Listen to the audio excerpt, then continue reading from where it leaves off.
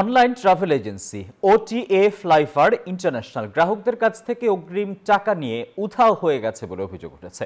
বুধবার প্রতিষ্ঠানটির ওয়েবসাইটে এয়ার টিকিটের দাম যাচাই ও বুকিংয়ের চেষ্টা করা হলেও সেটি সম্ভব হয়নি। সামাজিক যোগাযোগ মাধ্যমে বহু গ্রাহক জানিয়েছেন তারা ফ্লাইফারের মাধ্যমে টিকিট ও ভ্রমণ প্যাকেজ কিনতে গিয়ে প্রতারণার শিকার হয়েছেন। ভুক্তভোগীরা জানান, আকর্ষণীয় ছাড়ের প্রলোভন দেখিয়ে বিমান টিকিট, হোটেল বুকিং এবং ভ্রমণ প্যাকেজের নামে প্রতিষ্ঠানটি লাখ লাখ টাকা হাতিয়ে নিয়েছে। এছাড়া কোম্পানিটির অফিসে ভুক্তভোগীরা গিয়ে অফিসটি বন্ধ পান।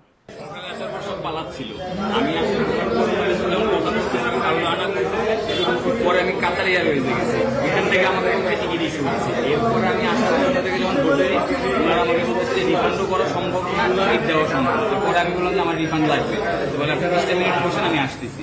এই বলে ওনারা হচ্ছে ভিতরে ঢুকে গেছে। তখন আমি দেখি এমপ্লয়িরা হাতে একটা করে সার্টিফিকেট নিয়ে বের হয়ে যাচ্ছে চাকরি দিয়েছে। আমি ওইটা বুঝার পরে আমার সাথে একজন ছিল খালি এখানে, দুই ভাই মিলে তালা কিনে আনে, এই গেটে তালা দিচ্ছি। বান্ডেল থাকলে প্রতি সেনমানিতে টাকা বাঁচবে।